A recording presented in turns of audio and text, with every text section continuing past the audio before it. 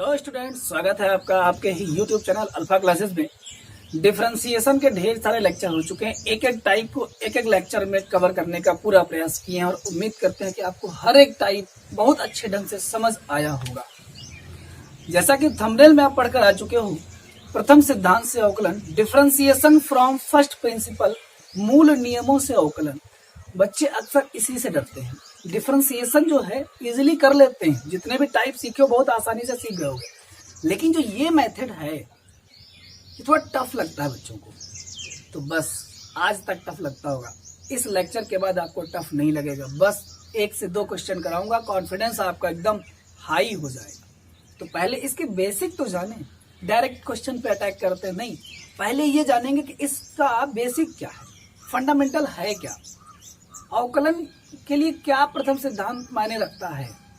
तो प्रथम सिद्धांत का जो अवकलन, मूल नियमों का अवकलन इसीलिए कहा जाता है कि अवकलन की परिभाषा से इसे लगाना होता है। अब अवकलन की परिभाषा क्या है? अवकलन की परिभाषा यह है कि यदि x का फलन fx हो और इसी प्रकार x प्लस डेल्टा x का फलन F x plus delta x हो, तो इस तरह से F x plus delta x minus F x upon delta x का जो सीमांत मान है, यानी कि इसकी जो लिमिट है, लिमिटिंग वैल्यू जिसे कहते हो, सीमांत मान को x के सापेक्ष, डेफिनेशन समझना अभी बता देंगे, x के सापेक्ष fx का अवकल गुणांक या अवकलन कहलाता है। अवकलन कहलाता है। चलिए जल्दी से समझाते हैं कि यदि x का कोई फलन fx है और उसी प्रकार x प्लस डेल्टा x का फलन fx प्लस डेल्टा x है, तो इस प्रकार F x plus delta x minus F x upon delta x का डेल्टा एक्स जब 0 की ओर अग्रसर हो, उस दशा में इसकी जो लिमिटिंग वैल्यू है, सीमांत मान है, उस मान को ही एक्स के सापेक्ष एफ एक्स का अवकलन कहते हैं। डेफिनेशन समझ गए होंगे, एक बार फिर से हो गया, गुड। तो अभी यहां से ये डेफिनेशन है, तो बस यही जो फार्मूला है ना, यही है मूल नियम। हम कैसे यूज करें, यानी कि जो प्रथम सिद्धांत है इसमें प्रथम फलन गुणा द्वितीय फलन का रूल अप्लाई नहीं होगा, टी मान करके नहीं होगा, निहित फलनों जैसा कुछ नहीं होगा, बिल्कुल बेसिक इसी के आधार पे आपको लगाना है। अंश बटे हर, ये वो कुछ भी नहीं, सीधे इसी के पैटर्न पे आपको जाना होगा, तब तो आप मूल नियमों से लगाए। तो अब यहाँ से फार्मूला क्या बनता है? फार्मूला बनता है कि if y is equal to f x, x का फलन fx हो और y बराबर fx हो, तो ऐसी दशा में y का जो डिफरेंशिएशन होता है वो होता है limit delta x tends to 0 F x plus delta x minus F x upon delta x. अब बच्चों की सुविधा के लिए यहाँ डेल्टा एक्स हटा करके h ले लिया जाता है, x और डेल्टा एक्स में कंफ्यूजन बना रहता है उनको, तो उस राशि को हटा करके बस h ले लिया जाता है। ठीक, तो अभी बस हम इसी फार्मूले को यूज करके क्वेश्चंस कराएंगे। ठीक, तो ये है प्रथम सिद्धांत के अवकलन का applicable formula, limit h tends to 0 F x plus H minus F x upon H. तो इस फार्मूले से कैसे हम क्वेश्चंस को सॉल्व करेंगे, बहुत ही इजी है, बस एक एक स्टेप को फॉलो करना होता है। पहले लेक्चर में जब पढ़ाए थे x की पावर n का डिफरेंशिएशन, घात आगे, घात में 1 की कमी याद करें, तो अब वो कैसे आता है बताए थे। प्रथम सिद्धांत जब पढ़ाएंगे तो उसको प्रूव करके दिखाएंगे, तो आज वो टाइम आ गया है कि वो फार्मूला कैसे बनता है करके दिखाएंगे। तो चलते हैं उसी फार्मूले के जरिए इस मेथड को समझने का प्रयास करते हैं और इस पर कमांड करने का प्रयास करते हैं। तो जो क्वेश्चन है x की पावर n है, तो अभी कुछ स्टेप हैं, इसको साथ साथ उसी सवाल के साथ साथ अप्लाई करेंगे। फार्मूला है लिखा हुआ है, चूंकि क्वेश्चन दिया हुआ है f x is equal to x की पावर n। अब क्या करना, एफ एक्स प्लस एच बना लेना, पहला स्टेप है। क्या करोगे, एफ एक्स लिखा है, एक्स प्लस एच बना लोगे, तो ये क्या बन जाएगा, एक्स प्लस एच की पावर n। दूसरा स्टेप क्या है, इसमें से इसको घटा लो, इन दोनों का अंतर बना लो, डिफरेंस। कैसे? फार्मूले के अकॉर्डिंग, ये माइनस ये, तो x plus H x plus H minus F x बनाओगे तो ये माइनस ये बनेगा, यानी कि x प्लस एच की पावर n माइनस एक्स की पावर n बन जाएगा। और बस फटाफट आप आ जाओ फार्मूले में। इसलिए सूत्र से क्या, dy बटे dx बराबर limit h tends to 0 F x plus H minus F x upon h. अब इतने की वैल्यू यहाँ लाकर पटक दो। जब लाकर यहाँ पटक दोगे तो इसके बाद ही बच्चे डरते हैं कि कैसे होगा, बड़ा सिरदर्द। नहीं मेरे भाई, बहुत आसान है। इनके सवाल बड़े जरूर जाते हैं लेकिन आसान बहुत है, समझना ही तो है, बस थोड़ा सा कंसंट्रेशन बनाए। ये इसका जो मान आया है वो ये है, x प्लस एच की पावर n माइनस एक्स की पावर n अपॉन h हो गया। इस ब्रैकेट से अब क्या करो, x कॉमन लो। इस ब्रैकेट से जब x कॉमन लोगे बाहर तो आएगा लेकिन पावर n लेकर आएगा।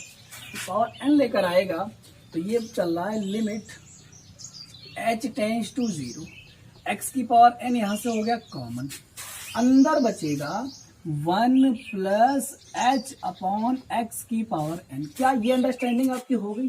कैसे हुआ भाई? कॉमन लिए हो तो x यहाँ था, हट गया, यहाँ था ही नहीं, बटे में आ गया, बस वही तो है, पावर n माइनस एक्स की पावर n अपॉन h। अब इस पूरे से इन दोनों से x की पावर n हो गया कॉमन। अब एक बात बताओ, लिमिट किसकी है? h की। x क्या है? वहां से कांस्टेंट बन गया। लिमिट h की है तो लिमिट वहां तो अप्लाई कर नहीं पाओगे, जब कर नहीं पाओगे तो कांस्टेंट है तो हुआ h के लिए, वो कर सकते हो बाहर। अब यहाँ से कॉमन भी ले रहे हो, बाहर भी कर रहे हो, एक ही स्टेप में। ये हो गया x की पावर n बाहर, लिमिट h टेंस टू 0, यहाँ बचा क्या, 1 प्लस एच अपॉन एक्स की power n minus upon h।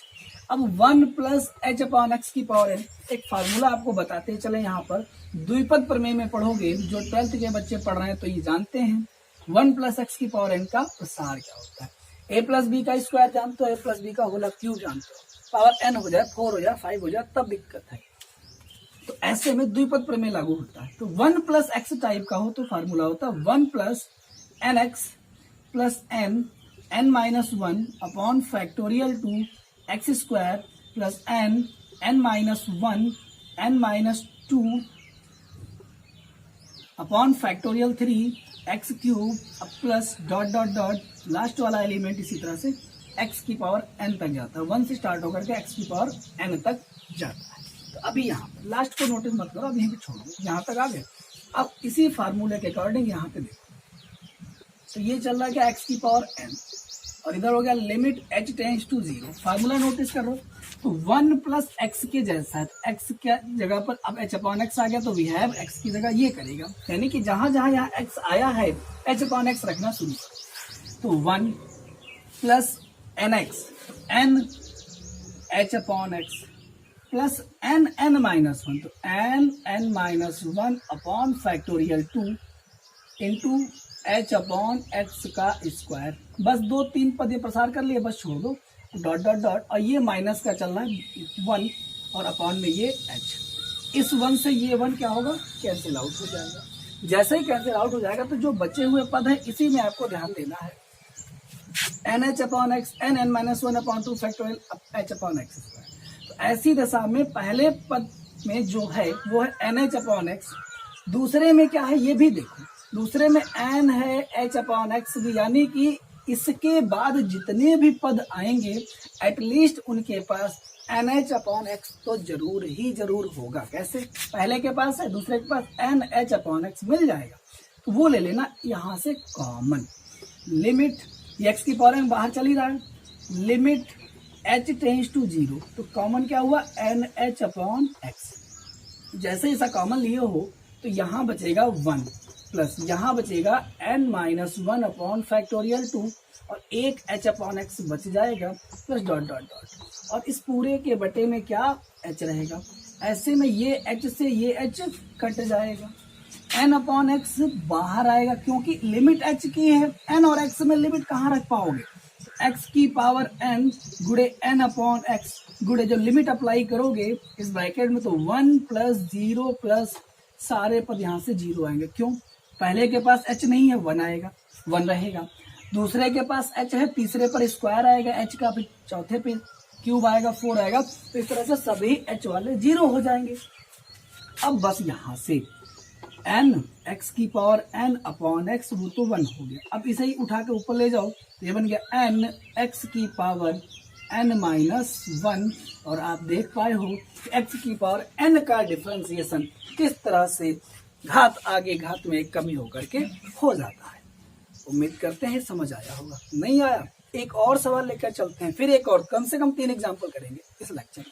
तो अभी जो है ट्रिग्नोमेट्री का एक सवाल उठाते हैं। ठीक, साइन एक्स का डिफरेंशिएशन कैसे कॉस एक्स होता है ये जानेंगे। आप एक बार इसे देख लें, कुछ भी जरूरत हो तो स्क्रीनशॉट आप ले सकते हो। तो चलते हैं क्वेश्चन नंबर 2 पर। ट्रिग्नोमेट्री का साइन एक्स का फंक्शन लिया जाए एफ एक्स और देखा जाए कैसे ये कॉस एक्स होता है। तो क्वेश्चन नंबर 2 है f x is equal to sine x. अब यहां से क्या बनाओगे, f x plus h. It mean जहां जहां एक्स है क्या आ जाएगा, एक्स प्लस एच। तो ये बन जाएगा साइन एक्स प्लस एच। हमको आंसर पता है कि ये होगा, लेकिन प्रथम सिद्धांत से लगाना है। इनके क्वेश्चन जो है थोड़ा ज्यादा मार्किंग के होते हैं, 3 नंबर 4 नंबर में। अब ये जो टॉपिक है क्लास 11th के लिए ये ध्यान रखना, लेकिन डिफरेंशिएशन का अगर बेसिक जानना है तो ये कॉन्सेप्ट आपको सीखना ही पड़ेगा अगर आप कितना भी आगे जाना चाहते हैं डिफरेंशिएशन में। तो ये बेसिक है, फार्मूला जो भी है और डिफरेंशिएशन का डेफिनेशन है, ये आपको बहुत जानना जरूरी है। तो अब यहाँ ये हो गया। अब दोनों का अंतर बना लो। जब दोनों का अंतर बनाओ, स्टेप देखो, स्टेप समझ, एक बार में सीधा खत्म, कॉन्सेप्ट समझ लो, एक बार सीधा खत्म सवाल, ठीक है ना। अब दोनों का अंतर निकाल दो, इन दोनों का अंतर जरा निकालो तो यह आ जाएगा sine x plus H minus sine x. ठीक, अब यहां देखो sine c minus sine d लगने वाला, लगा दो फटाफट।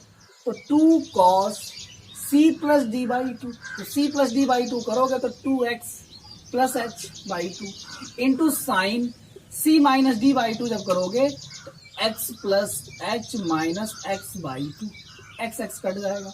ऐसे में 2 cos 2x plus h upon 2 into sine h upon 2। ठीक, ये आ गया अंतर के बाद।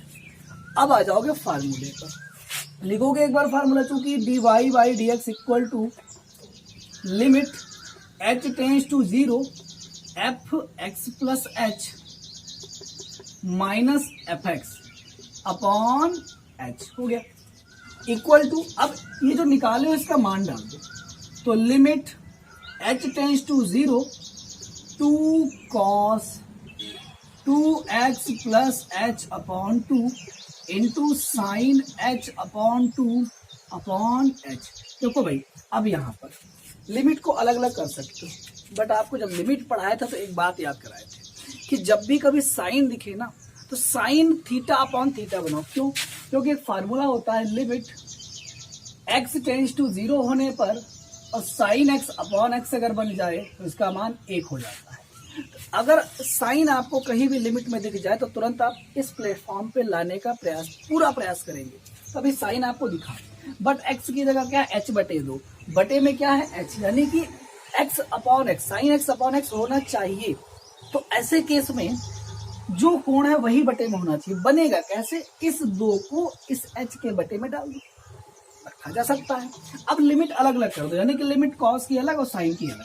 तो यहां पर कैसे बनाओगे, limit h tends to 0 cos 2x plus h upon 2 into limit h tends to 0 sine h बटे 2 बटे h बटे 2 बन जाएगा। इसमें लिमिट अप्लाई कर दो, लिमिट कहीं भी मूव कर सकता, तो इसके पास भी चला गया और साइन के साथ वाले के पास भी चला गया। तो अभी जो आप ये नोटिस कर रहे हो तो इस पूरे का मान इसके अकॉर्डिंग क्या हो गया, 1 हो गया। लिमिट यहाँ अप्लाई जब करोगे तो ये हो गया कॉस 2x प्लस एच की जगह 0 कर दिया और ये, और गुणे में इसका मान 1 कर दिया। तो 0 अगर है तो इसे हटा सकते हो ना, तो 2 से 2 कट कर दो, तो cos x एकम क्या, cos x। और आप देख पा रहे हो कि किस तरह से sin x का डिफरेंशिएशन cos x होता है। तो कोई भी अगर चैलेंज करे कि आप इसको प्रूव करके दिखाओ, तो आप प्रथम सिद्धांत का कॉन्सेप्ट जानते हो, सवाल करके देख रहे हो और आप तुरंत चुटकी में ही कर लोगे। क्या करना है, एफ एक्स मानना, एक्स प्लस एच बनाना, दोनों का डिफरेंस बनाना, लिमिट अप्लाई कर देना, बस सॉल्व करते चले जाओ। लिमिट का कॉन्सेप्ट तो आपको डिटेल में पढ़ाए, ढेर सारे टाइप के लिमिट पढ़ाए, आप लेक्चर में जाके देख सकते हो। तो चलते हैं इस क्वेश्चन के साथ अगले क्वेश्चन पर। अब e की पावर x का e की पावर x ही रहता है, बेशरम है, कैसे वही रहता है। इसी फार्मूले से, प्रथम सिद्धांत से, मूल नियम से प्रूव करेंगे। जरूरत हो तो आप स्क्रीनशॉट ले लें। फिर चलते हैं अगले क्वेश्चन नंबर 3 की तरफ। और इसी क्रम में आज के लेक्चर का तीसरा क्वेश्चन e की पावर x का, जो कि होगा लास्ट क्वेश्चन। देखिए मेथड सिखा दिए, कुछ टाइप के क्वेश्चन सिखा दिए। सीखना है तो क्वेश्चन आप बनाइए, किताबों से क्वेश्चन ढूंढिए, बहुत सारी किताब है आपके पास पढ़ने के लिए। क्वेश्चन बनाइए और प्रथम सिद्धांत से सवाल लगाने का प्रयास कीजिए। बाकी जो एनसीईआरटी एक्सरसाइज के क्वेश्चन है मैं वो कराऊंगा, ठीक। तो ज्यादा से ज्यादा अगर आपको कमांड लेना है तो आप खुद से क्वेश्चन बनाइए। तो अभी question number 3, let f x equal to है e की पावर x। अब यहाँ पर क्या बना लोगे, एफ एक्स प्लस एच, तो e की पावर x प्लस एच। अब दोनों का डिफरेंस चाहिए, तो f x plus H minus F x equal to बनेगा e की power x plus H minus e की पावर x। सॉल्व कर पाओ जितना वो कर लो, इक्वल टू e की पावर x, e की पावर h लिख सकते हो, माइनस e की पावर x कॉमन ले लो जरा, e की पावर x, तो अंदर बचेगा e की पावर h माइनस 1, ठीक। अब आ जाओ सीधे फार्मूले, क्या जाओगे, फार्मूले।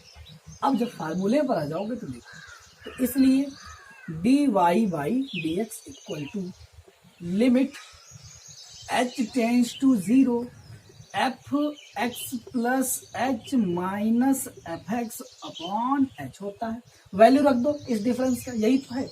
तो limit h tends to 0 e की power h minus 1 upon h। अब बताओ e की पावर x कांस्टेंट होगा कि नहीं, पूछा गया क्यों, तो क्या बताओगे, क्योंकि लिमिट है h की और e की पावर x के पास h जैसा कुछ भी नहीं, मतलब कांस्टेंट। तो ये कर दो बाहर, ये कर दो अंदर, यानी कि बस इसे कर दो बाहर। ऐसे में बनेगा e की power x limit h tends to 0 e की power h minus 1 upon h। अब चाहो तो इसका मान डायरेक्ट 1 कह दो। लिमिट में बताएं कुछ स्टैंडर्ड टाइप में एक्सपोनेंशियल वाला, देखो पहले दूसरे लेक्चर में जाकर के, ठीक है, प्लेलिस्ट में जा सकते हो अभी, या फिर डायरेक्ट यहाँ करना है तो 1 कह दो। कैसे होता है, x टेंस टू 0 e की power x minus 1 upon x equal to 1। और अगर कहते हो कि नहीं जानते हैं तो चलो करके दिखाते हैं ना, वहीं पे 1 कैसे आएगा। चलो, तो e की पावर x थोड़ा सा स्टेप बढ़ जाएगा 2-3 लाइन का, कोई बात नहीं, आपके लिए इतना तो करेंगे ही। तो limit h tends to 0 e की पावर h माइनस 1, तो e की पावर x का प्रसार होता है 1, तो e की पावर x का प्रसार अगर लिखें तो होता है 1 plus x upon 1 factorial x square upon 2 factorial x cube upon 3 factorial so on और अनंत तक, ठीक।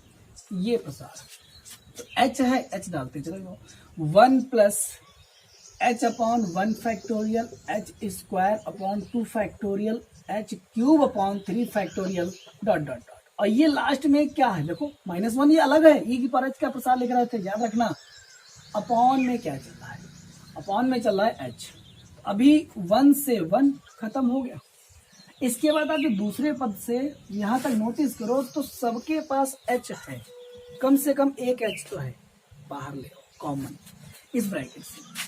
तो ये चल रहा है e की power x limit h tends to 0, जैसे ही h कॉमन लाए हो ये वाला h इसके बटे में लगा दो और ब्रैकेट, यहाँ बचेगा 1 अपॉन 1 फैक्टोरियल और 1 फैक्टोरियल 1 अपॉन 1 तो वैसे 1 प्लस यहाँ क्या बचेगा h upon 2 factorial h square upon 3 factorial, एक h सभी से कम पड़ जाएगा, ये कट जाएगा। अप्लाइंग द लिमिट, तो जब लिमिट अप्लाई करोगे तो ये 1 प्लस 0 और इसी के आगे सारे पद 0 बनेंगे। e की पावर x का जब 1 से गुणा करोगे तो क्या रहेगा, e की पावर x।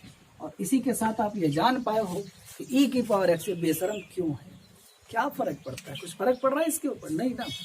तो ये तो थे प्रथम सिद्धांत के कुछ लाइव एग्जाम्पल, साथ साथ बताया, साथ साथ लगाया। उम्मीद करते हैं आपको समझ आया होगा।